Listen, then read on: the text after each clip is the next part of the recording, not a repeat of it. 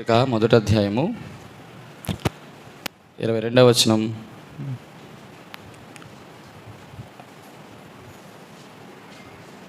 23వ వచనం కలిసి చదువుకుందాం. ఎఫెసీయులకు రాసిన పత్రిక 22, 23 వచనాలు.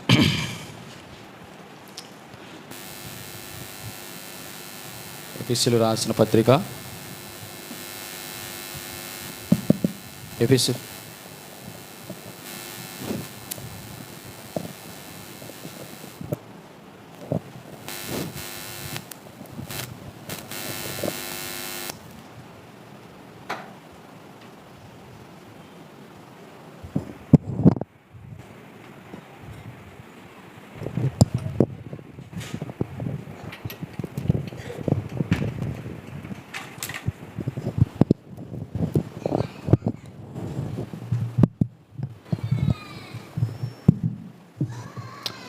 ఒకటో అధ్యాయము, ఎఫెసీయులకు రాసిన పత్రిక మొదటి అధ్యాయం 22, 23 వచనాలు. మరియు సమస్తమును ఆయన పాదముల క్రింద ఉంచి సమస్తము పైన ఆయనను సంఘమునకు శిరస్సుగా నియమించెను. ఆ సంఘము ఆయన శరీరము, సమస్తమును పూర్తిగా నింపుచున్నవాని సంపూర్ణత ఉన్నది. ఆ సంఘము ఆయన శరీరము, సమస్తమును పూర్తిగా నింపుచున్నవాని సంపూర్ణతే ఉన్నది. వాక్య సాయం కూర్చొని ప్రార్థన చేసుకుందాం. పరిశుద్ధ తండ్రి, నీ పరిశుద్ధ నామానికి స్తోత్రాలు. మరొకమారు ఈ బైబిల్ స్టడీకి ప్రభు వచ్చినటువంటి బిడ్డలందరితో మీరు మాట్లాడండి, సహాయం చేయండి. అనేకమైన లోతైన విషయాలు ప్రభు మేము తెలుసుకోవడానికి నీ ఆత్మ మూలముగా నీ ప్రత్యక్షతను బయలుపరిచి సహాయం చేసి కృపను అనుగ్రహించమని, నీ దాసుని నోటిలో ప్రభు మీ మాటలు ఉంచి మాట్లాడి సహాయం చేసి కృపను అనుగ్రహించమని, మీ బోరగా, మీ పాత్రగా, మీ పరిక్రమగా, మీ సాధనముగా వాడుకొని మీకు మాత్రమే మహిమను ఆరోపిస్తూ యేసుక్రీస్తు నామమున అడిగి వేడుకుంటున్నాం తండ్రి, ఆమేన్.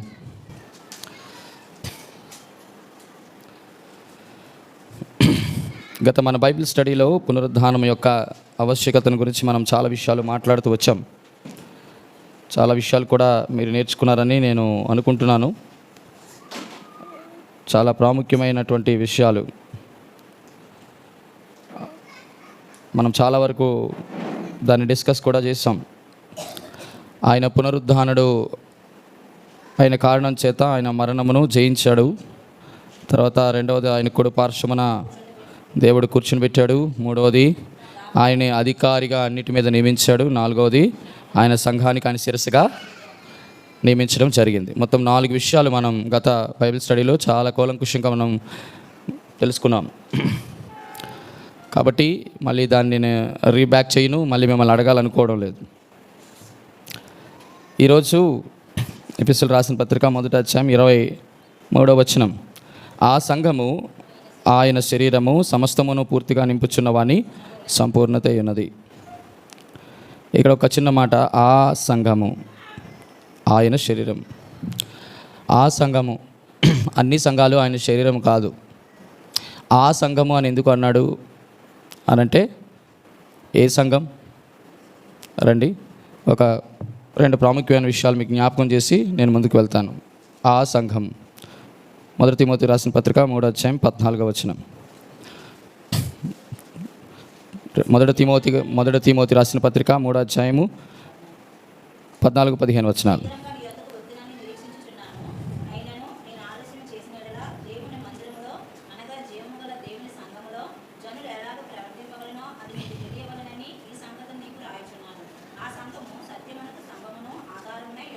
ఆ సంఘం, ఏ సంఘమా? ఏ సంఘము? ఆ సంఘం అనే మాట చూడండి. ఆ సంఘం, ఏ సంఘం? ఏ సంఘము? సత్యమునకు స్తంభమును ఆధారమై ఉన్నది. ఏ సంఘము సత్యమునకు స్తంభమును ఆధారమై ఉన్నది? ఆ సంఘం. ఏ సంఘం? అక్కడ రాశాడు, జీవము కలిగిన దేవుని సంఘం. ఏమిటి ఆ జీవము గల దేవుని సంఘం అనగా? దేవుని మందిరం. మీకు ఒక మాట అర్థమైంది ఉంటా. ఇక్కడ ఒక ప్రాముఖ్యమైన మొదటి ఎఫెసీయులకు రాసిన పత్రిక మొదటి అధ్యాయము 23వ వచనంలో ఆ సంఘము ఆయన శరీరం. ఇక్కడ ఆ సంఘము ఏంటి? సత్యమునకు స్తంభమును ఆధారమునై ఉన్నది. అంటే సంఘమునకు, సత్యమునకు, ఆ సంఘము సత్యానికి స్తంభమును ఆధారమునై ఉన్నది. చాలా జాగ్రత్తగా మనం పరిశీలిస్తే మనకి చాలా కొత్త కొత్త విషయాలు ఇందులో మనం చూడగలుగుతాం. ఏమిటి ఆ సంఘం అంటే? జీవము గల దేవుని సంఘం, అదే దేవుని మందిరం. ఇక్కడ 3 ప్రాముఖ్యమైన విషయాలు జ్ఞాపకం చేయనా మీకు. మొదటిది, ఆ సంఘము జీవము కలిగినది. రెండవది, ఆ సంఘము సత్యమునకు స్తంభముగా ఉన్నది. రెండవది, ఆ సంఘము సత్యమునకు ఆధారమై ఉన్నది. 3 విషయాలు. మొదటిది ఏంటి? జీవము గల సంఘం. ఆ సంఘములో ఏముండాలా? జీవము ఉండాలి. రెండోది ఏముండాలా? సత్యమునకు స్తంభముగా ఉండాలి. మూడోది ఏమై ఉండాలా? సత్యమునకు ఆధారమై ఉండాలి. అప్పుడే ఆ సంఘమునకు దేవాది దేవుడు ఎలా ఉంటాడట? శిరస్సుగా ఉంటాడు. మీకు అర్థమైందా? నేను అంటాను, కొన్ని శిరస్సు, సంఘము అంటే ప్రత్యేకింపబడిన వారే జీవము కలిగినటువంటి దేవుని సంఘం. కాబట్టి సంఘం అంటే అది ఒక హీబ్రూ లాటిన్ నేమ్. ఏంటి ఆ నేమ్ అంటే? ఎక్లీషియా. ఏంటి ఆ పేరు అంటే? ఎక్లీషియా. ఎక్లీషియా అంటే అర్థం ఏంటంటే called out or separated out, అంటే లోకంలో నుంచి ప్రత్యేకింపబడిన దానినే సంఘము అంటారు. గొప్ప విచిత్రం ఏంటంటే, నేను ఇలాగ చెప్తే ఆశ్చర్యపోతారేమో. అంటే దేవాది దేవుడట తన జనముగా నిర్మించడం కోసం తన ప్రజలు, మనము ఎటువంటి మొట్టమొదటి దేవుని ప్రజలు ఎవరు? యూదులే. కానీ తర్వాత మనము ఆయన ప్రజలుగా చేసుకున్నాడు. వారిని వీరిని ఏం చేశాడు? ఇద్దరిని కూడా కలిపాడు. మీకు ఒక విషయం చెప్తాను, అది మీ మనసులో ఎప్పుడు ఉంచుకోండి. ద్వితీయోపదేశకాండము 4వ అధ్యాయం. ద్వితీయోపదేశకాండము 4వ అధ్యాయం.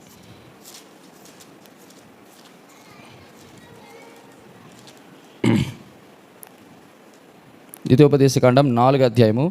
ఈ మాట మ్యాక్సిమం మీరు అందరూ కంఠస్థ పెడితే ఇంకా మంచిది. 34th verse, 34వ వచనం ఒక్కొక్క మాట. నీ దేవుడైన యెహోవా ఐగుప్తులో మీ కన్నుల ఎదుట చేసిన వాటన్నిటి చొప్పున, అండర్లైన్ చేయండి, ఏ దేవుడైనను. మొదటిది 7 విషయాలు చేశాడు. నెంబర్ 1, శోధనలతో, సూచక క్రియలతో, మహత్ కార్యాలతో, యుద్ధముతో, బాహుబలముతో, చాచిన చేతితో, మహాభయంకర కార్యములతో ఎప్పుడైనా వచ్చి ఒక జనములో నుండి తన కొరకు ఒక జనమును తీసుకొన యత్నము చేసిన ఇది సంఘం. మీకు అర్థమైందా? ఇప్పుడు నేను వివరించాలంటే ఈ 7టిని వివరించాలి అంటే 7 బైబిల్ స్టడీస్ అయితే అప్పుడు సంఘం అంటే పరిపూర్ణమైన అవగాహన వస్తుంది. అంతవరకు సంఘం అంటే మనకేమీ తెలియదు. సంఘం అంటే మనం ప్రత్యేకింపబడిన వారము, పరిశుద్ధపరచబడిన వారము, ప్రతిష్ఠత కలిగిన వారం అనేటువంటి ఒక 3 ప్రాముఖ్యమైన మాటలు, తేలికపాటి మాటలు మనం చూస్తాం. కానీ దేవాది దేవుడట, దేవుడు ఏ దేవుడైనా ఎప్పుడైనా ఈ 7 కార్యాలు చేసి లోకంలో ఉన్న జనము నుంచి తన కొరకు ఒక ప్రత్యేకమైన జనమును ఏం చేశాడు? ఇక్కడ చెప్పాడు, ఏం చేశాడు? ఒక జనమును తీసుకొన యత్నము. తీసుకొనేను అంటే అర్థం ఏంటి? తీసుకునే ప్రయత్నం చేశాడు అంటే, మీకు గమనించండి, ఆ జనము నుంచి ఇంకో జనమును తీసుకోవాలని ప్రయత్నం చేస్తే 7 రకాలుగా అడ్డగిస్తారు. మొదటిది శోధన, 2 సూచనలు, 3వది మహత్కార్యాలు, యుద్ధాలు, బాహుబలం అవసరం, చాచిన చేయి అవసరం, మహాభయంకర కార్యాలు అవసరం. అలాగైతేనే ఒక జనము నుంచి, అనగా లోకంలో ఉన్న జనము నుంచి ఒక జనము బయటికి తీసుకొన యత్నము చేయబడుతుంది. కాబట్టి ప్రియమైన వాళ్ళరా, సంఘం అంటే నేను రాబోయే రోజుల్లో ఒక ప్రాముఖ్యమైన 7 క్లాసెస్లో ఈ సంఘమును గురించిన ప్రత్యేకమైన వివరాలు మీకు చెప్పాలని ఆశపడతాను. రైట్, ఇక్కడ మనం చూస్తుంది ఆ సంఘము 3 ప్రాముఖ్యమైన లక్షణాలు కలిగి ఉంది. జీవము కలిగిన సంఘం, సత్యమునకు ఆధారమును స్తంభమై ఉన్నది. రైట్, ఇప్పుడు సంఘము అంటే రండి, 2వ మాట మీకు చూపిస్తాను. అపోస్తలుల కార్యములు 20వ అధ్యాయం 28వ వచనం. అపోస్తలుల కార్యములు 20వ అధ్యాయము 28వ. దేవుడు తన స్వరక్తం ఇచ్చి సంపాదించిన తన సంఘమును కాయుటకు పరిశుద్ధాత్మ మిమ్మల్ని దేనిందు అధ్యక్షులుగా ఉంచెనో ఆ యావత్ మందను గూర్చి మీ మట్టుకు మిమ్మల్ని గూర్చి జాగ్రత్తగా చూడండి. సంఘము అంటే ఇక్కడ ఏం చెప్పాడు? దేవుడు తన స్వరక్తం ఇచ్చి సంపాదించిన ఏ సంఘం? ఆ సంఘము ఏ సంఘము? తన స్వరక్తం ఇచ్చి సంపాదించిన తన సంఘం. తన సంఘం, హీస్ చర్చ్. అది గుర్తుంచుకోవాలి. ఇక్కడ 3 విషయాలు మీకు జ్ఞాపకం చేశాను. సంఘము అంటే జీవము కలిగినది, సంఘం అంటే సత్యమునకు ఆధారమును స్తంభమనై ఉన్నది, సంఘము అంటే తన స్వరక్తం ఇచ్చి సంపాదించినది. ఈ మూడు చాలు. నేను ఇంకెక్కువ చెప్తే నేను చాలా ఎక్కువ అయిపోతున్నాయి మనకి, కాబట్టి కొంచెం చాలా జాగ్రత్త. ఇప్పుడు సంఘంలో ఏముండాలి? ఇప్పుడు జీవం ఉండాలి. సంఘంలో ఏముండాలి? సత్యం ఉండాలి. మూడోది ఏముండాలి? సంఘంలో ఏముండాలి?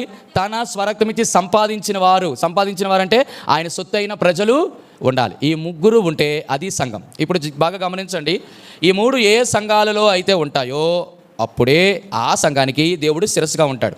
మీరు బాగా గమనించండి. అయితే మిగతా వాళ్ళ సంఘాలన్నిటికీ దేవుడు శిరస్సుగా ఉంటాడు. మళ్ళీ గమనించండి, సంఘాలన్నిటికీ దేవుడు శిరస్సుగా ఉంటాడు. కాకపోతే శిరస్సుకి శరీరానికి ఒక అవినాభావ సంబంధం ఉంది. ఉదాహరణకి ఇలా చెప్తాను. ఇదొక చెయ్యి, ఇదొక కాలు, ఇదొక కాలు. బ్రెయిన్లో ఎక్స్ ఆకారంలో, అంటే ఇక్కడ ఉన్నటువంటి సిగ్నల్స్, ఈ కుడివైపు ఉన్నటువంటి సిగ్నల్స్ ఎడమవైపుకి వస్తాయి, ఎడమవైపు ఉన్నటువంటి సిగ్నల్స్ కుడివైపుకి వస్తాయి. పొరపాటున శిరస్సు ఉంది, ఒకే శిరస్సు, శరీర భాగాల అవయవాలు చాలా ఉన్నాయి. పొరపాటున పక్షవాతం వచ్చింది అనుకుందాం, ఒక చెయ్యికో కాలుకో వచ్చింది అంటే, ఎప్పుడైతే శిరస్సు ఉంది దానికి, కానీ రావాల్సిన సిగ్నల్ను, రావాల్సిన ఆదేశాలను, తీసుకోవాల్సిన సలహాలను, తీసుకోవాల్సిన హెచ్చరికలు ఇది తీసుకోదు. ఎందుకో తెలుసు, ఇది ఏమైంది?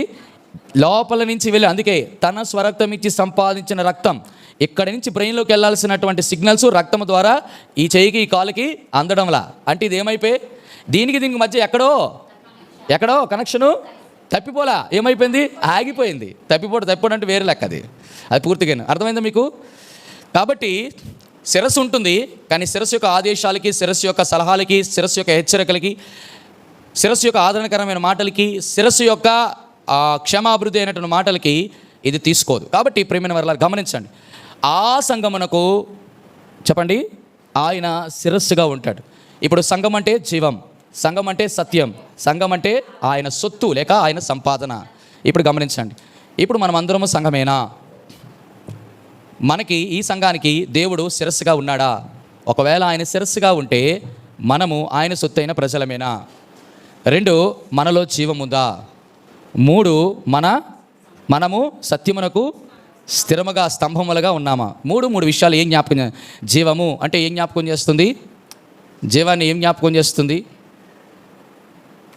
జీవము ఒక దానిలో ఉంటే ఏం జ్ఞాపకం చేస్తుంది? బ్రతికి చలించి ఉనికి కలిగి ఉంటుంది. ఆ మాట కోసమే నేను ఇక్కడ వరకు అన్నాను. కాబట్టి జీవము అంటే ఈ 3 గమనించండి. ఏం చేయాలా? బ్రతకాలి, చలించాలి, ఉనికి కలగాలి. ఏంటి బ్రతకడము, చలించడం, ఉనికి కలగడం అంటే? బ్రతకడము అంటే ఏంటి? బ్రతకడం అంటే దేవుని కొరకే బ్రతకడం. మనమందరము, అందుకే అపోస్తలుడైన పౌలు అంటాడు కదా, మనము బ్రతికినను చచ్చినను ఆయన వారమే అంటాడు. ఆయన కొరకు బ్రతకాల. ఎలా బ్రతకాలో చెప్తాను. 2వది చలించడం అంటే అర్థం ఏంటి? కదలడం అంటే పని చేయాలా. చలించడం అంటే అటు ఇటు కదలడం కాదు, దేవుని పని చేయాలి. దేవుని కొరకు బ్రతకాలి, దేవుని పని చేయాలి. ఉనికి కలిగి జీవించడం అంటే ఉనికి కలిగి చలించడం అంటే వెరీ గుడ్ బ్రదర్. ఉనికి కలిగి ఉంటే సాక్ష్యం, రైట్, వెరీ గుడ్. ఉనికి కలిగి అంటే ఆ సంఘంలో ఇంతమంది ఉన్నారు కానండి, ఆవిడ ఒక్కరేనండి సాక్ష్యం నిలబెట్టుకోవడం. కాబట్టి ప్రియమైన వారలారా, ఏది జీవము కలిగినటువంటి సంఘములో ఈ 3 ఉంటాయి. మొదటిది ఏంటట? దేవుని కొరకు బ్రతికేవారు ఉంటారు, దేవుని పని చేస్తారు, దేవుని కొరకు సాక్షులుగా మిగిలిపోతారు. నేను ఇవన్నీ ఎందుకు త్వరగా చెప్తానంటే, ఇప్పుడు రిఫరెన్స్ చూపించడానికి లేదు, ఇవన్నీ మనకు తెలిసినవే. కాబట్టి కొంచెం మనం చెప్పడం, ఈరోజు మనము దేవుని కొరకు బ్రతుకుతున్నామా? దేవుని కొరకు బ్రతికేవాడికి ఏముండాలి చెప్పండి? ఫస్ట్ దేవుని కొరకు బ్రతికేవాడికి ఏముండాలి? మొట్టమొదట దేవుని కొరకు బ్రతకాలంటే మొట్టమొదటిది ఏముండాలి? నేను దేవుని కొరకు మాత్రమే బ్రతుకుతాను అన్నవాడికి ఏముండాలా? మొట్టమొదటి ఉండాల్సింది ఏంటంటే తెగింపు. ఆమె కోసం నువ్వు బ్రతుకుతారా అని ఎవడన్నానుగా, యాస్ నేను బ్రతుకుతాను, బ్రతికి చూపిస్తాను అనేది ఎవరు చెప్తారంటే తెగింపు కలిగిన వారు ఉంటారు. దేవుని కొరకు తెగింపు లేకపోతే ఆయన త్రాడు తీసేస్తాడు. కాబట్టి నా యందు మీరు, మీ యందు నా మాటలు నిలిచి ఉన్న ఎడల ఆయనలో ఉంటే ఆ తెగింపు వస్తుంది. 2వది దేవుని పరిచర్య ఎవరు చేస్తారు? పని చేయడం అంటే ఏ పనైనా దేవుని కొరకు చేసేది నిష్ఫలము కాదు. నా పని మాత్రమే కాదు. ఫిలిప్పీలు రాసిన పత్రికలో మనం ఎప్పుడు చదువుతూ ఉంటాం కదా, అందరూ తమ సొంత పనులే, కార్యాలు చూసుకుంటారు, కానీ యేసుక్రీస్తు కార్యాలు ఎవ్వరు కూడా చూడటంలో ఎంత బాధాకరమే. వీళ్ళు సంఘం అంటామా? వీళ్ళు దేవుని కొరకు పనిచేస్తారంటామా? 3వది దేవుని కొరకు సాక్షులుగా. ఈ మాటలకు మీరే సాక్షులు. ఎక్కడి వరకు సాక్షులట? యెరూషలేము వరకు కాదు, యోదయ వరకు కాదు, సమరయ వరకు కాదు, ఎక్కడి వరకు? బూదిగంతముల వరకు మీరు నాకు సాక్షులుగా ఉంటారు. ఈరోజు దేవుడు నీతో నాతో మాట్లాడుతున్న విషయం ఏంటంటే, ఆ సంగమునకు ఆయన శిరస్సుగా ఉన్నాడు. ఇప్పుడు దేవాది దేవుడు యేసుక్రీస్తు ప్రభువారు వ్యక్తిగతంగా నీకు శిరస్సుగా ఉన్నాడా?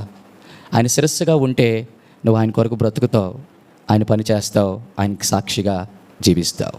ఈ మూడు అర్థమైంది నేను చెప్పిన మాటలు? మరొకసారి చెప్పండి, మీ నుంచి ఏం చెప్తారు?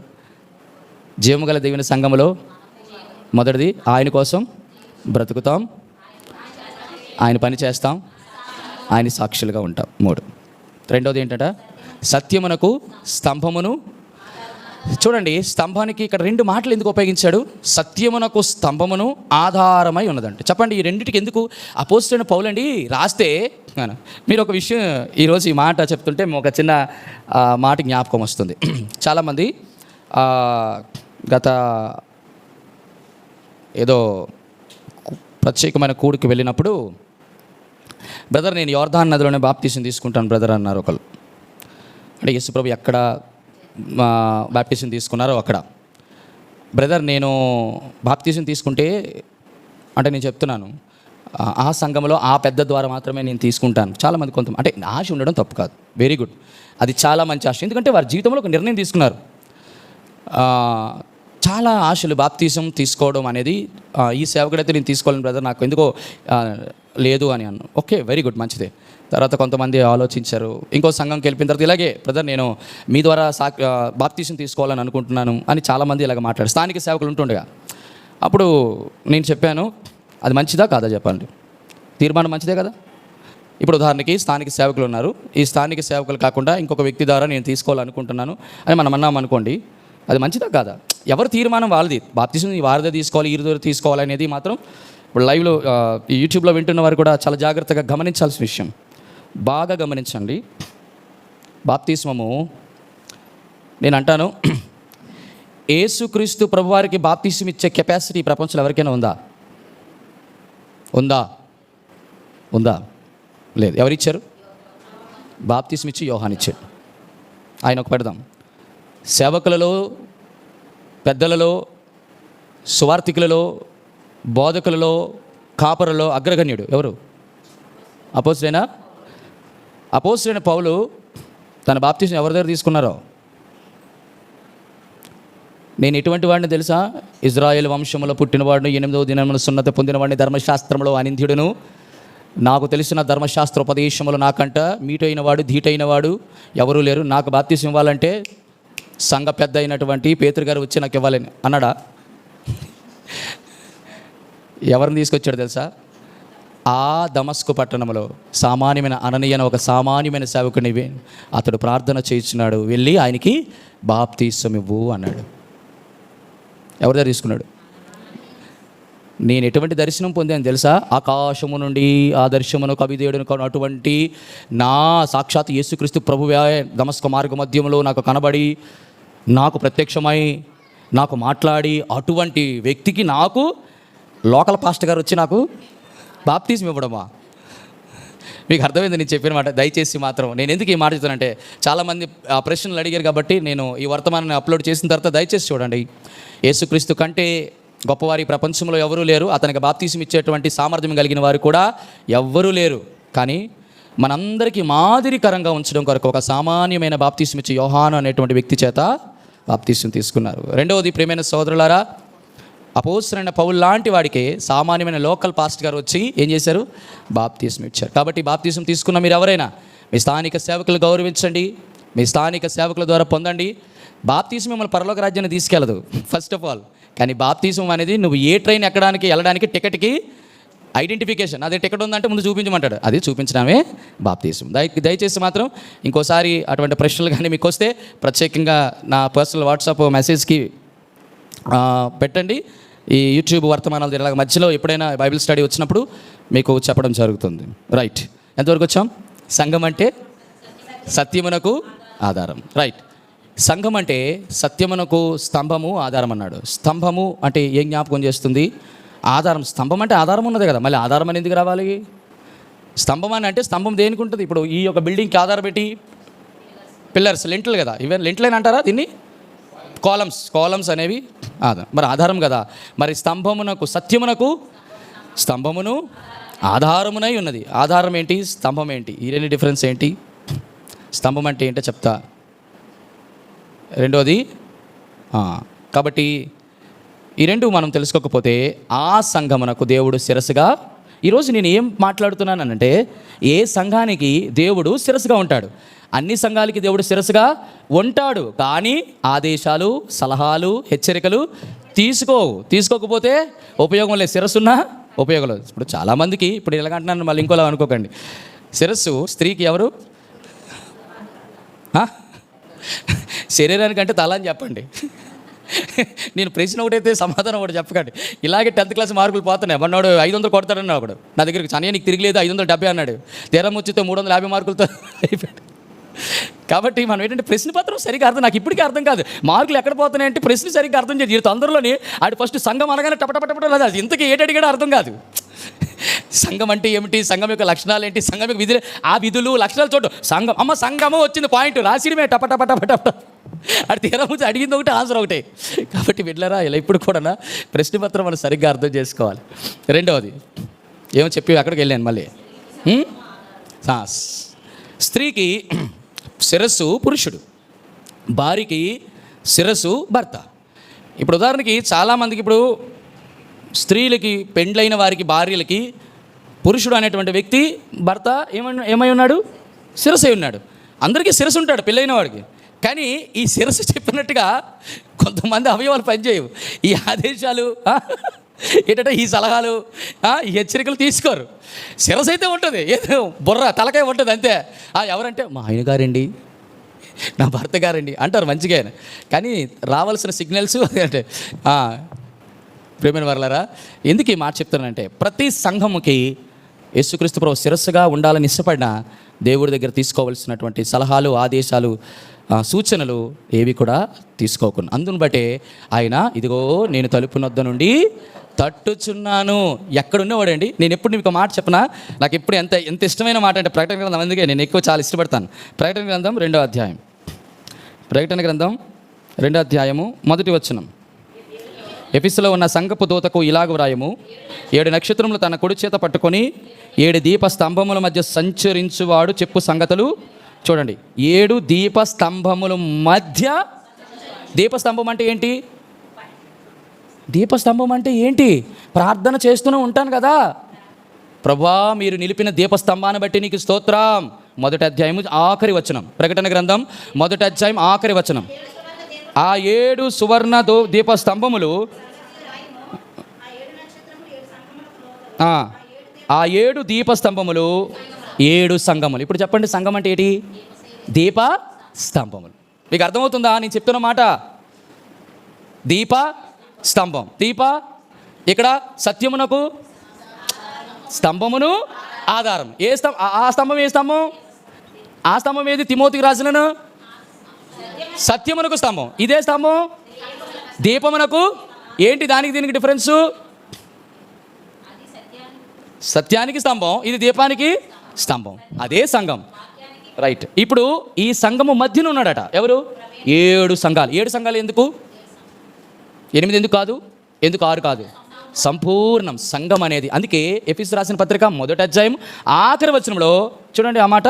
ఆ సంఘమునకు, ఎఫెసు రాసిన పత్రిక 1వ అధ్యాయం ఆఖరి వచనం, ఆ సంఘము ఆయన శరీరము సమస్తమును ముందుగా నింపుచున్న వాణి సంపూర్ణత. అది సంపూర్ణత అంటే 7 సంఘాలు. చాలా ఒక్కొక్క మాట పట్టుకోవాలి అమ్మా. 7 సంఘాలు. 7 సంఘాలు అంటే 7 సంఘాలని అర్థం కాదు, సంపూర్ణతకి సూచన. It was the completeness of lord Jesus Christ. ఆ సంపూర్ణత మధ్యలో దేవుడు ఎక్కడ ఉన్నాడు? ఎఫెసస్ సంఘము ఆరంభములో దేవాది దేవుడు యొక్క స్థానం ఎక్కడంటే మధ్యన. మీకు అర్థమైందా? మధ్యన ఉన్నాడు ఎఫెసస్ సంఘం. ఏ సంఘం అది? మాంత్రికులు ఉన్న సంఘం. తెలుసు కదా, నేను చెప్పాను గత రోజుల్లో. ఎటువంటి మాంత్రికులు? ఆ మాంత్రికులు ఎఫెసలో అపోస్తలుడైన పౌలు వాక్యం చెప్పిన కారణం చేత, సువార్త చెప్పిన కారణం చేత ఆ మాంత్రిక తాంత్రిక శక్తులు కలిగినటువంటి అనేకమైన పుస్తకాలు వచ్చి అగ్ని చేత కాల్చారు. మీకు అర్థమైందా? కాబట్టి ఎఫెసస్ సంఘం ఎందులో నుంచి పుట్టిందో? అగ్నిలో నుంచి పుట్టింది. ఎఫెసస్ సంఘం దేని ద్వారా పుట్టింది? అగ్ని నుంచి బట్టి పుట్టింది. అందుకే ఇక్కడ రాశాను చూడండి, బలిపీఠం మీద అగ్ని నిత్యము మండుచుండవలెను. కాబట్టి ఎఫెసీ సంఘం ఆరంభించినప్పుడు యేసుక్రీస్తు యొక్క స్థానం ఎక్కడట? సంఘము మధ్యన. అది ఎఫెసీ సంఘం. చివరి సంఘం ఏది? 7 సంఘాల్లో చివరి సంఘం ఏది సిస్టర్? ఏ సంఘం చివరి సంఘం? ఎఫెసీ సంఘము చివరి సంఘం. 14వ వచనం, లవొదికయలో ఉన్న సంఘపు దూతకు ఏమని రాయాలంటున్నాడు? 20వ వచనం, ఇదిగో నేను తలుపు నొద్ద నుండి తట్టుచును, ఎవడైనా నా స్వరము విని తలుపు తీసినడలా నేను అతని యొద్దకు వచ్చి అతనితో, నేను నాతో కూడా అతను భోజనము. ఆఖరికి 7వ సంఘానికి వచ్చేటప్పటికల్లా ఎఫెసులో ఉన్న మధ్యస్థానం ఇప్పుడు ఎక్కడికి వచ్చింది తెలుసా? తలుపు బయటకు వచ్చింది. అంటే యేసుక్రీస్తు ప్రభువారు ఎక్కడున్నారు ఇప్పుడు? సంఘము లోపల లేడు. ఎక్కడున్నాడు? తలుపు బయటనున్నాడు. ఇదిగో నేను తలుపు నొద్ద నుండి ఎవడైనా అంటే అర్థమైంది తెలుసా? ఒక్కడు కూడా ఆయన స్వరం విని తలుపు తీసి లోపలికి ఆహ్వానించేవాడు ఒక్కడ లేడు. ఇలాంటి సంఘాల్లో దేవుడు ఉంటాడా? నా సంఘము ఇంతమంది. ఒక విషయం ఏంటంటే చాలామందికి అర్థం కాదంటే, నా సంఘంలో ఇంతమంది ఉన్నారు మంద. అందుకే మీరు చూడండి బైబిల్ గ్రంథంలో ఎక్కడ కూడా గొప్ప మంద భయపడకూడలే, చిన్న మంద భయపడకుడి, చిన్న మంద భయపడకుడి. దేవాదేవుడికి ఎంత కన్సర్న్. ఆయనకు లాస్ట్కి చివరికి నిలిచేవారు శేషమే మిగిలిస్తారు ఎప్పుడైనా ఎక్కడైనా. కాబట్టి ప్రియమైన వాళ్ళది రెండవది చెప్పదలుచుకున్న మాట ఏంటంటే, సత్యమునకు స్తంభమును ఆధారమున. స్తంభానికి ఆధారానికి డిఫరెన్స్ నేను చెప్పాను కదా. స్తంభము అంటే ఏదంటే భారము భరించేది. మరి ఆధారం అంటే భారం భరించేది ఆధారం కదా. మరి ఆధారం ఎందుకు అన్నారు? ఆధారము అంటే అర్థం ఏంటి? ఆధారం అంటే అర్థం ఏంటి? భరించేది అన్న. స్తంభం అంటే భరించేది కదా. మరి ఆధారం అంటే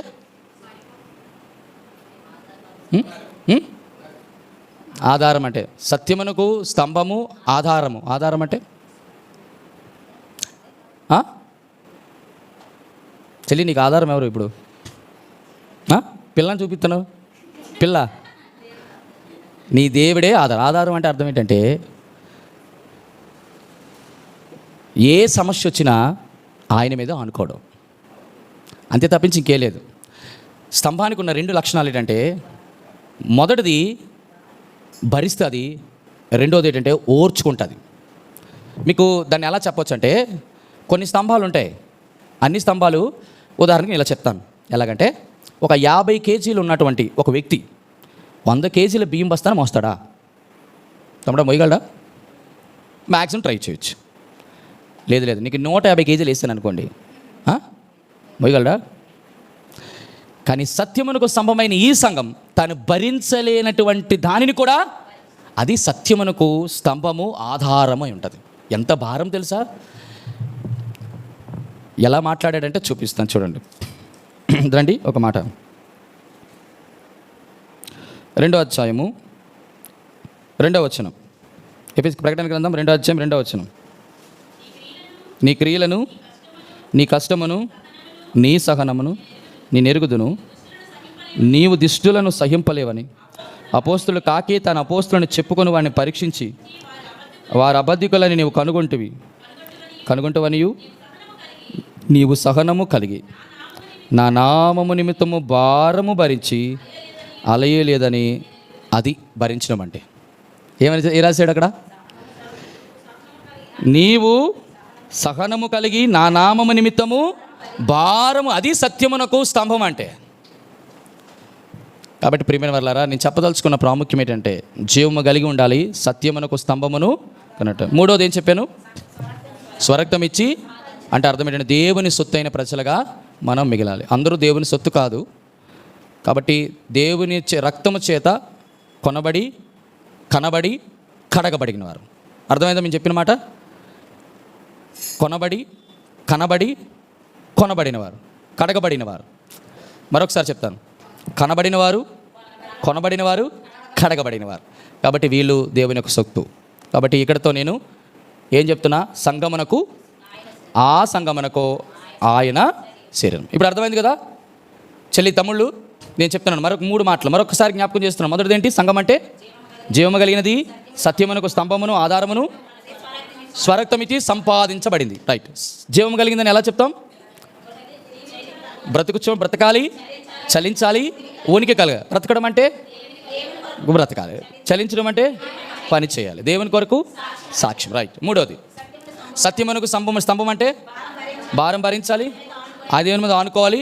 మూడవది అన్నిటికంటే దేవుడినే ఆశ్రయించాలి. ఈ మూడు గుర్తుంచుకోండి: ఆధారం, ఆశ్రయం, ఆనుకోవడం. మూడు. నాలుగోది ఇప్పుడు ఏం చెప్పిన తర్వాత, స్వరక్తం ఇచ్చి కొనబడి కనబడి కడగబడిన సంఘం. బా సూపర్. మూడు మూడు మూడు ఎంత చక్కటి విధానాలు. ఇవన్నీ మనకు తెలిస్తే అప్పుడు అది సంఘం. ఈ ఎఫెసు రాసిన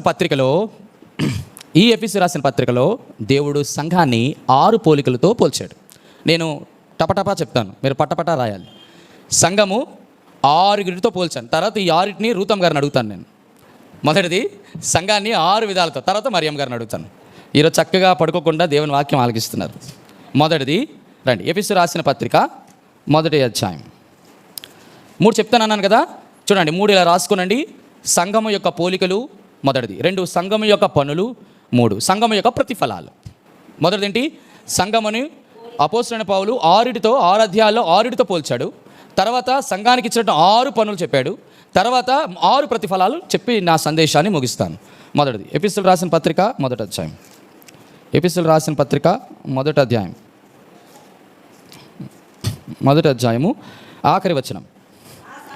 ఆ సంఘము ఆయన శరీరము సమస్తమును పూర్తిగా నింపుచున్న వాని సంపూర్ణతయై ఉన్నది. ఫస్ట్ ఆఫ్ ఆల్, సంఘము, the church is compared to he's body. మొదటిది, సంఘాన్ని దేవుడు దేనితో పోల్చాడంటే శరీరముతో పోల్చాడు. ఎవరి శరీరం? ఆయన శరీరం. ఆయన శరీరం. ఆయన శరీరం 3 చేయాల.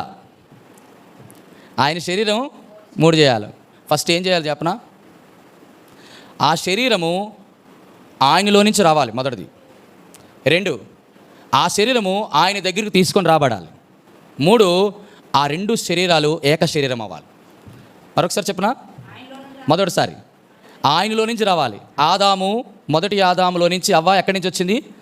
ప్రక్క నుంచి వచ్చింది. 2, ప్రక్క నుంచి తీసినటువంటి అవ్వని దేవాదేవుడు ఎక్కడో ఉన్న ఆదాము దగ్గరికి వెళ్ళి తీసుకొచ్చి ఆమెను పక్కన నిలబెడితే, నా ఎముకలలో ఎముక, నా మాంసములలో నా మాంసమా, ఇది నరుని నుండి తీయబడింది కనుక ఈమె నారి అనబడును. అంటే దాని అర్థం ఏంటి?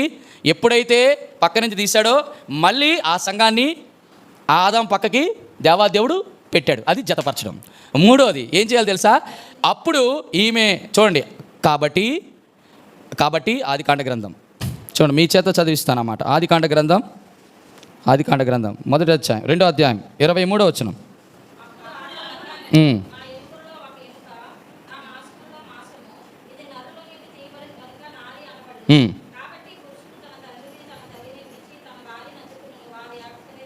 అది లెక్క. చివరిది ఫైనల్, ఆయనలో ఐక్యమైపోతుంది. ఎవరు? స్త్రీలు కాదు, సంఘం.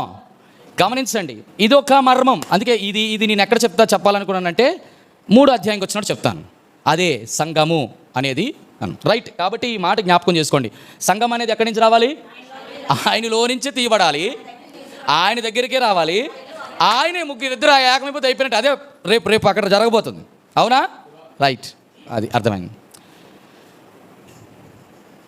సంఘము ఆయన శరీరం. 2వ అధ్యాయము ఆఖరి వచనం. 2వ అధ్యాయం ఆఖరి వచనం 21, 22 వచనాలు. ఎఫెసీయులకు రాసిన పత్రిక 2వ అధ్యాయం 21 వచనం. ప్రతి కట్టడము ఆయనలో చక్కగా అమర్చబడి ప్రభువునందు పరిశుద్ధమైన దేవాలయము వృద్ధి పొందుచున్నది.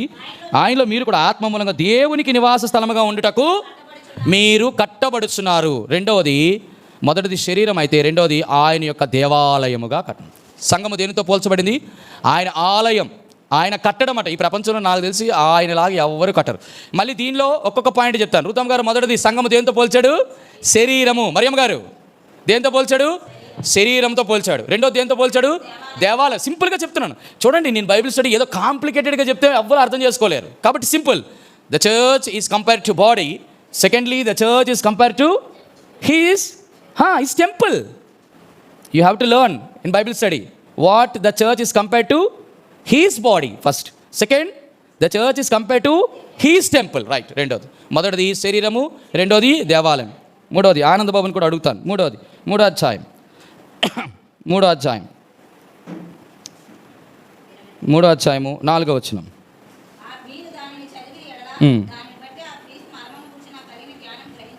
ఉమ్.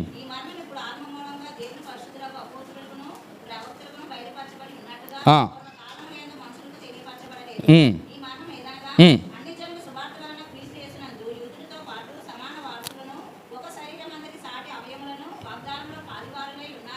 చాలు. మూడవది, సంఘము దేంతో పోల్చబడిందంటే church is compare to the mystery. దేంతోని? మర్మముతో పోల్చే. సంఘం అంటే ఒక మర్మం అట. కాకపోతే ఇది ఏ మర్మము? మర్మం అంటే అర్థం ఏంటి తెలుసా? మర్మము అంటే అర్థం ఏంటి అంటే వాడికి ఏ మాయా మర్మం తెలియదమ్మా అంటే అర్థం ఏంటి? దాచబడింది. కానీ ఇదేంటో తెలుసా? ఎప్పుడు బయలుపరచబడింది? పాత నిబంధనలో ఎవరికి బయలుపరచబడలేదు. దేవదూతలకు ఎవరికి బయలుపరచలేదు. 24 పెద్దలకు ఎవరికి బయలుపరచలేదు. ఎవరికి బయలుపరిచింది? అపోస్తులులకును ప్రవక్తులకు బయలుపరచబడిన మర్మం అంటారు దీన్ని. బయలుపరచబడని మర్మం కాదు. ఏ మర్మం ఇది? ఏ మర్మం? సంఘము మర్మముతో పోల్చబడింది. మొదటిది శరీరం, రెండోది దేవాలయం, మూడోది మర్మం, నాలుగో అధ్యాయం 4వ అధ్యాయము 24వ వచనం.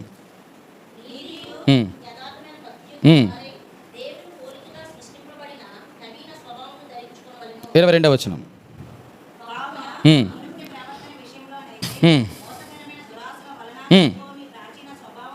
వదులుకొని ప్రాచీన స్వభావం అనగానే 3 అని రాసి చూడండి. ఆ నెత్తి మీద 3 కింద రాశాడు.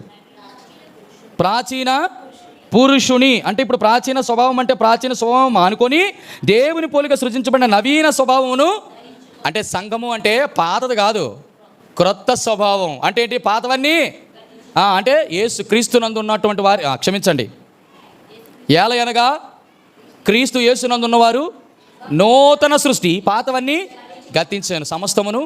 కాబట్టి ఇది కాబట్టి 4వది సంఘం అంటే ఏంటంటే క్రొత్త స్వభావం లేక నూతన స్వభావం. కాబట్టి నూతనత్వం అంటే పాతమేమి ఉండవండి. సంఘం అంటే కొత్తదనం రావాలి. మరి సంఘం అంటే దాని అర్థం ఏంటంటే ఒకప్పుడు దేవుని మందిరంలో చేర్చబడక మనకు ఎన్నో పాత అలవాట్లు ఉన్నాయి. మనకి పితృపారంపరమైన ఆచారాలు ఉన్నాయి, వ్యసనాలు ఉన్నాయి, ప్రాచీన స్వభావం ఉన్నాయి, కట్టుబాట్లు ఉన్నాయి. అవన్నిటిని వదిలేస్తాం. ఇప్పుడు ఏంటంటే కొత్త. ఇప్పుడు వాళ్ళ కులం లేదండి, వాళ్ళకి మతం లేదండి, వాళ్ళు వీళ్ళని ఉండదండి, అందరినీ ప్రేమిస్తారండి, అందరి మీద కృప చూపిస్తారండి, అందరితోనూ సహవాసం కలిగి ఉంటారు. ఇది నూతనమైంది. అప్పుడేమో అమ్మో అంటూ, అమ్మో పెంటూ, ఆ పెంట, ఈ తంట, ఆ వంట నాకొద్దు, ఇవన్నీ కూడా చాలా అంటుగా ఉండేటారు. కాబట్టి ఇది పరిస్థితులు. రైట్. ఎన్నోది? మొదటిది, 2, 3, 4 నూతన స్వభావం. 5వది ఎపిసోడ్ రాసిన పత్రిక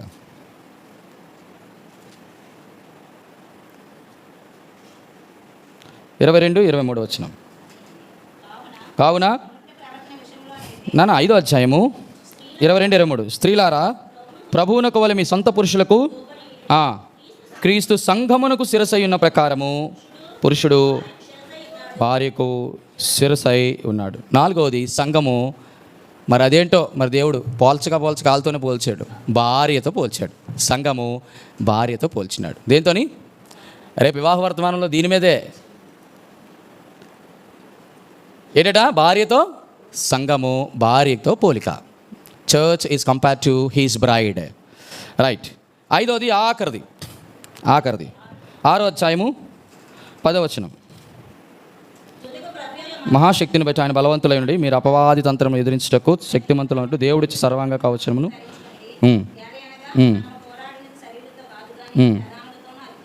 ప్రస్తుత అంధకార సంబంధ లోకనాథులతోనూ ఆకాశ మండలం అందున దురాత్మ సమూహంతోనూ పోరాడుచున్నాము. అందుచేత మీరు ఆపద వాణి ఎదురుచి సమస్తమైన వచ్చి నిలబెట్టకు శక్తిమంతు దేవుడిచ్చి సర్వాంగ కవచమును ధరించుకొనడి. సర్వాంగ కవచాన్ని ధరించుకున్నటువంటి వారిని ఏమంటాం? సైన్యం అంటాం. Very good. ఆఖరిది చివరిది దేవుని సంఘాన్ని దేవుడు సైన్యముతో పోల్చాడు. ఏంటా? అందుకే ఆయన గుర్తునికే పేరు రాలా. ప్రతి పేరు తెలుసా? ఈ 6 నుంచి దేవుడికి 6 పేర్లు వచ్చినాయి. తెలుసా లేదో? సైన్యములకు అధిపతి యెహోవా అని ఎందుకు పేరు పెట్టారు? ఆయన సైన్యం ఏది? పాస్టర్ గారు ఇప్పుడు ఇది ఆకాశ సైన్యం, భూ సైన్యం, ఆ సైన్యం, ఈ సైన్యం కాదు. ఆయనకి ఇష్టమైన సైన్యం ఏంటో మనం. ఓకేనా? కాబట్టి మనము 6. కాబట్టి సంఘాన్ని ఎన్ని రకాలుగా పోల్చినాడు? 6. మొదటిది శరీరము, దేవాలయం, మర్మం, నూతన స్వభావం, భార్య, సైన్యం. ఇప్పుడు వెనక నుంచి ముందుకు వద్దాం. సైన్యముతో పోల్చాడు, భార్యతో పోల్చాడు, నూతన స్వభావం గల వ్యక్తితో పోల్చాడు, మర్మముతో పోల్చాడు, దేవాలయంతో పోల్చాడు, శరీరంతో పోల్చాడు. చచ్చారు అందరూ ఈరోజు. కాబట్టి మిమ్మల్ని అడగలేమో మళ్ళీ మీరు అవస్థ పట్టడం ఎందుకని. ప్రేమ వర్లారా, సంఘమునకు ఇచ్చినటువంటి 7 పోలికల్ని జాగ్రత్తగా జ్ఞాపకం చేసుకోవాలి. ఇప్పుడు నేను దాని గురించి ప్రతి ఒక్కటి వివరించాలంటే చాలా ఎక్కువ ఉంది. కాబట్టి శరీరం, నేను చెప్తాను కదా, శరీరము, సంఘం ఆయన శరీరంతో దేవుడు ఎందుకు పోల్చాడు? దేవాదేవుడు ఆయన శరీరంతో పోల్చడానికి కారణం ఏంటంటే శరీరము 7 పనులు చేయాలి. 2, దేవాలయంలో 7 విషయాలు దేవుడు చూస్తాడు. 3, మర్మము 7 రకాలైనటువంటి మర్మయుక్తమైన సంగతులు ఉన్నాయి. మీరు ఈ అన్నయ్య ఏటో చెప్తుండే 7 అంటే మీరు అనుకుంటారేమో, ఉన్నాయి. ఉదాహరణకి ఒక శాంపుల్గా ఒక 5 వదలనా? రైట్, 5 నిమిషాలు ఉన్నాయి, 5 మాటలు చెప్తాను. ఈ 6 నేను మధ్యలో తీస్తాను, తర్వాత మళ్ళీ ముందు బైబిల్ స్టడీలో మనకి ఇంకా కొంచెం ఇంట్రెస్టింగ్ ఉండడానికి నెక్స్ట్ మనం ఎపిసోడ్ మనం కంటిన్యూ చేస్తాం. కాబట్టి 3 చూస్తాం. ఏంటి? సంఘము ఆయన ప్రత్యక్షపరచబడిన మర్మం. మీకు తెలుసా బైబిల్లో మర్మయుక్తంగా దేవుడు 7 ఉంచాడు. 7 ఉంచాడు. రండి, ఎవరు ఆ 7 మర్మాలు? యెషయా గ్రంథం 45వ అధ్యాయము 18వ వచనం. యెషయా గ్రంథం 45:15. ఎందులో రాసుకుంటున్నారు మీరు? ఇది ఈ 6 మొదటిది కాదు, శరీరంలో కాదు, దేవాలయంలో కాదు, ప్రత్యక్షపరచబడిన మర్మములో రాయాలి. రైట్. ఇశ్రాయేలు దేవా, రక్షక, నిశ్చయముగా నీవు ఇప్పుడు చెప్పండి, ఎవరు మరుగుపరుచుకున్నారు? ఆయననే. కాబట్టి దేవుడు మర్మమై ఉన్నాడు. ఎవరికైనా అర్థమైంది? నాకు తెలిసింది. అమ్మ మీకు ఏమైనా దేవుడు అంటే అర్థమైంది నాకు చెప్పంటారా కొంచెం? నాకు ఇంతవరకు యేసు ప్రభు అర్థం కావాలంటే ఒకసారి సముద్రం దగ్గరికి వెళ్ళాలట.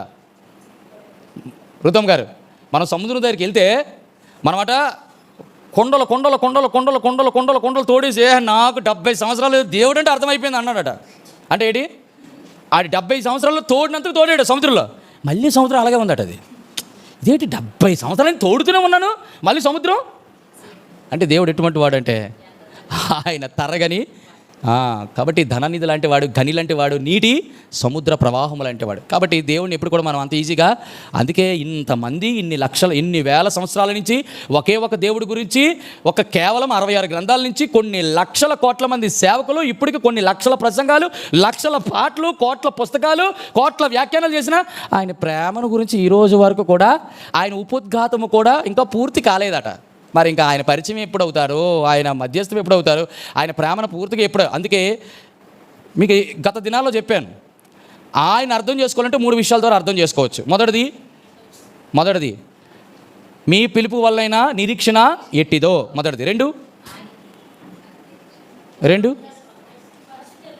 పరిశుద్ధులలో ఆయన స్వాస్థ్యము ఎట్టిదో. 3 మృతుల్లో నుండి ఆయన లేపిన బలాతిశయము. మీ జీవితంలో ఎప్పుడు ఈ పదాలు గుర్తుండవు. దేవా ప్రభువా మీ కొరకు ప్రార్థన చేస్తున్నాను, అలా అందుకే ప్రార్థన చేస్తున్నాను కింద వీరి కొరకు, వీరికి జ్ఞానమును ప్రత్యక్షత కలిగిన మనసు కొరకు అపోస్తలుడైన పౌలు ఎఫెసు సంఘస్థుల కొరకు ప్రార్థన చేస్తున్నాడు. అయితే ఈ పిలుపులోనున్న నిరీక్షణ, ఈ పరిశుద్ధతలో ఉన్నటువంటి స్వాస్థ్యము, ఆయన మృతుల నుండి లేపిన ఆయన యొక్క బలాతిశయము అర్థం అవ్వాలంటే మీ మనోనేత్రములు. కాబట్టి మనసు యొక్క నేత్రాలు ఎవరైతే తెరుచుకుంటారో వారికి ఇది అర్థమవుతుందట. కాబట్టి మనం సాధారణ ఈ 3 అర్థం చేసుకోవడానికే పైకి కింద ఈ 3 మాటలు చెప్పడానికి మనకు అర్థం కావట్లా. ఇంకా దేవుడిని మనం అర్థం చేసుకోవాలంటే చాలా కష్టం. కాబట్టి మొట్టమొదటి దేవుడు ఎలాగున్నాడు? మర్మముగా ఉన్నాడు. కాబట్టి అందుకే అంటాడు యోహాను సువార్త 1వ అధ్యాయం అనుకుంటా 18వ వచనం చూడండి. యోహాను సువార్త 1వ అధ్యాయం 18వ వచనం. God is hidden.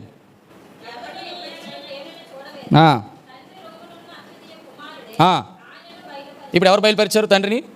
యేసు ప్రభు బయలుపరిచాడు. యేసు ప్రభు బయలుపరచలేనంత వరకు తండ్రి అనేవాడు ఎక్కడున్నాడో, ఏం చేస్తున్నాడో, ఎలాగున్నాడో ఎవరికి. అందుకే రాశాడు తిమోతి రాసిన పత్రికలు ఏం రాశాడు?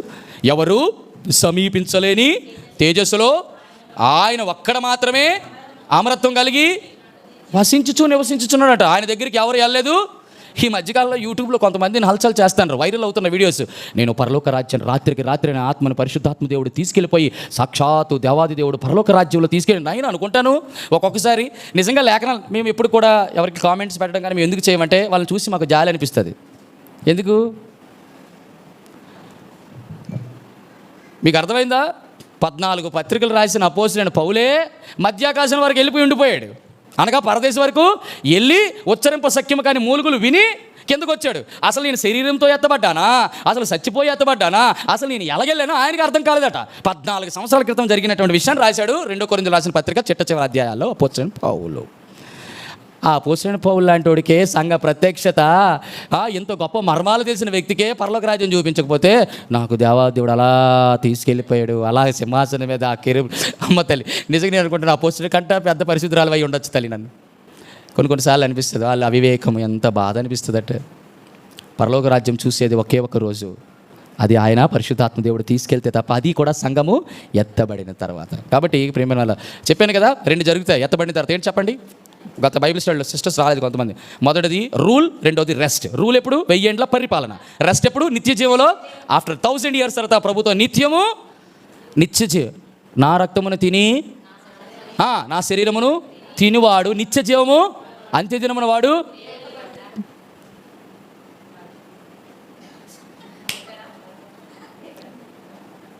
సమాధిలో ఉండడమే, నిన్ను లేపడు దేవుడు. కాబట్టి మనం బలలో ఎప్పుడు కూడా పాలు పొందుకోకుండా ఉంటే దాని పరిస్థితి అంత ఘోరంగా ఉంటుంది. చాలా డేంజరస్ అండి. నేను చెప్పనా 3 విషయాలు ఎప్పుడు జ్ఞాపకం చేశాను కదా మీకు. బలలో పాల్గొకపోతే ఏం చేస్తారు? మొట్టమొదటిది, నా రొట్టెని తిని నా రక్తము త్రాగలేని వాడు తనలో తాను జీవము లేని వాడని రాశాడు కదా. రెండోది నిత్య జీవమునకు పాత్రుడు కాడన్నాడు. మూడోది రాశాడు అంత్యదినమున వాడిని లేపరన్నాడు. ఈ 3 లేకపోతే ఇన్ని సంవత్సరాలు నువ్వు చేసిన భక్తి ఎందుకు? శుభ్రంగా హ్యాపీగా యేసుప్రభుని వదిలేసి లోకంలో వెళ్ళిపోయి హ్యాపీ నరకంగా వెళ్ళిపోతావు. నీ డెత్ డేటు నీ బర్త్ డేటు 2 కూడా ఫిక్స్. కాబట్టి హ్యాపీగా ఎంజాయ్ చేయి. నేను అదే అనుకుంటాను. ఒక్కోసారి నువ్వు దేవుని సంఘంలోకి వచ్చి పేరుకు మాత్రమే నువ్వు జీవించుచున్నావు, కానీ నీవు ఆ మాట అనిపించుకోకూడదు. ఎప్పుడు? చాలామంది బాప్తిజం తీసుకున్న తర్వాత చాలామందికి ఉన్నటువంటి పెద్ద అపోహ, చాలామంది ప్రశ్నలు ఎందుకు అంత విభిన్నమైన ప్రశ్నలు వస్తాయి. దేవుని వాక్యం ద్వారా మీకు ఏమైనా సందేహాలు వస్తే దయచేసి అడగండి.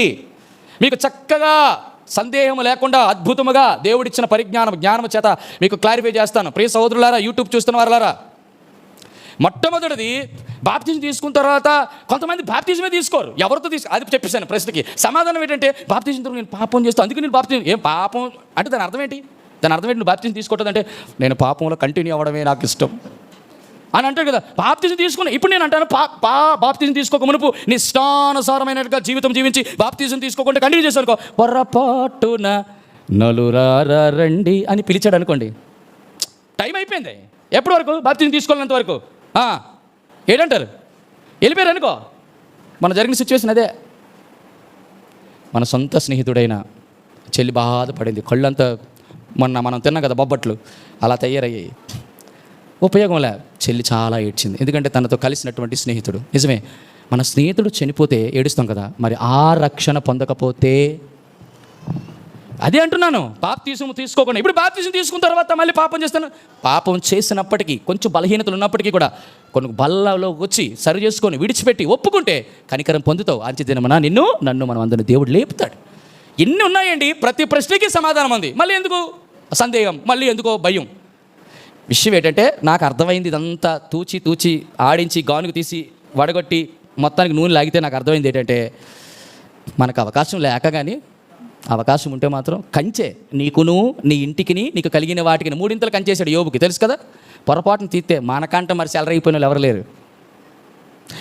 నీకు అవకాశం వచ్చినా కూడా ఏం చేయకూడదు. అది దానికోసం దేవుడు చూస్తాడు. రైట్. దేవుడు మరమైతే 7 చెప్పలేమో, 3, 4 చెప్తాను తర్వాత. రెండోది ఎఫెసీయులకు రాసిన పత్రిక 5వ అధ్యాయం 32వ వచనం. దేవుడు మర్మమై ఉన్నాడు, ఈ మర్మము గొప్పది, అయితే క్రీస్తుని గూర్చియు సంఘమును గూర్చియు. ఇప్పుడు సంఘము ఎలాగుంది? మర్మముగా ఉంది. రెండో మర్మం ఏంటి? సంఘం. మూడోది మత్తయి సువార్త 13వ అధ్యాయం 34వ వచనం. మీరు త్వరగా చదవండి, సమయం అయిపోతుంది, 5 నిమిషాలు.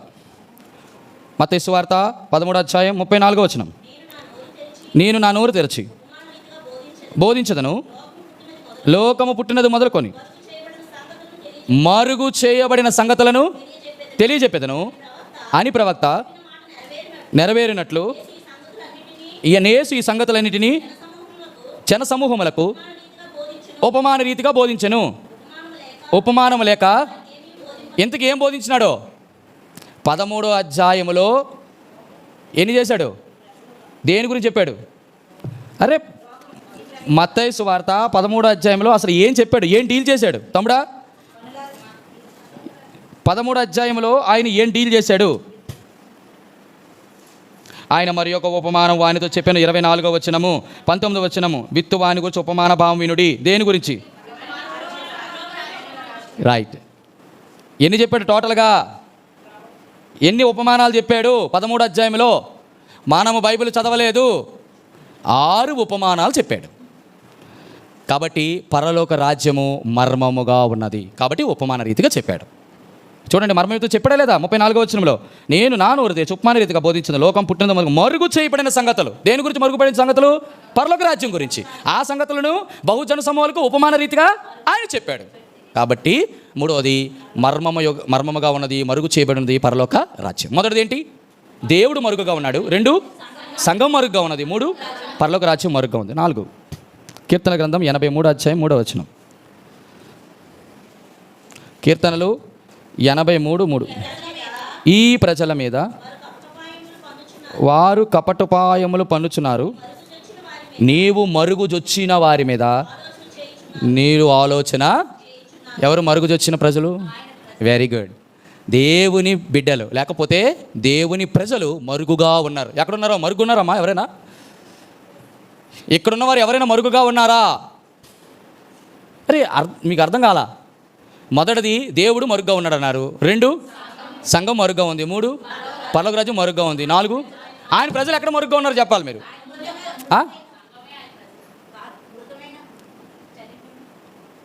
ఆయన ప్రజలు ఎక్కడ మరుగు? ఆయన మరుగుజొచ్చిన ప్రజలు.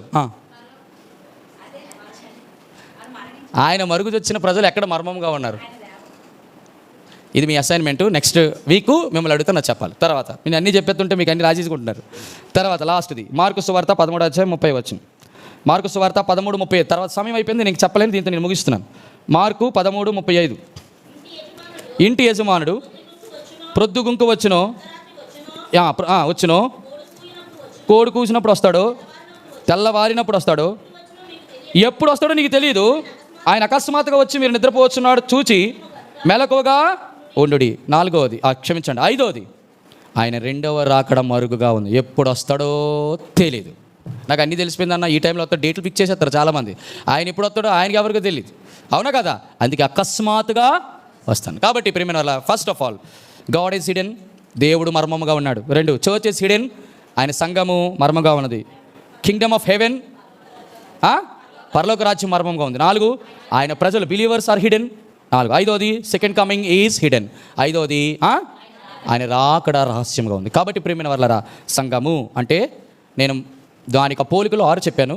ఆ పోలికలలో 3వ పోలిక అయినటువంటి ప్రత్యక్షపరచబడినటువంటి మర్మము, అందులో మీరు బాగా గమనించండి. 5 చెప్పాను కదా, ఇంకా 2 చెప్తాను తర్వాత రేపు నెక్స్ట్ దీనిలోని. కాబట్టి యేసు దేవాది దేవుడు బయలుపరచబడ్డా? గాడ్ ఈజ్ హిడెన్ అన్నాను కదా, దేవుడు మరుగుగా ఉన్నాడు అన్నాను కదా, బయలుపరచబడ్డా? ఎస్. మొదటి. 2 సంఘము మరుగుగా ఉంది. ఎవరు చెప్పి బయలుపరచబడింది? ఇప్పుడు అపోస్తులు ప్రవక్తల ద్వారా బయలుపరచుకున్నాడు. 3 పరలోక బయలుపరచబడిందా లేదా? రైట్. 4వది దేవుని ప్రజలు, అది మీకు అసైన్మెంట్. తర్వాత 5వది 2వ రాకడ బయలుపరచబడిందా? బయలుపరచబడింది వాక్యం ద్వారా. సరే, ఇవన్నీ నేను తర్వాత నెక్స్ట్ బైబిల్ స్టడీలో చెప్తాను. మరి ఎక్కువ అయిపోతే మళ్ళీ మీ బుర్రంతా ఎవరు హెల్మ్ అయిపోయి పేలిపోయినా. దేవుడి మాటలు దీవించి ఆశీర్వదించును గాక. ఆమేన్, ఆమేన్, ఆమేన్.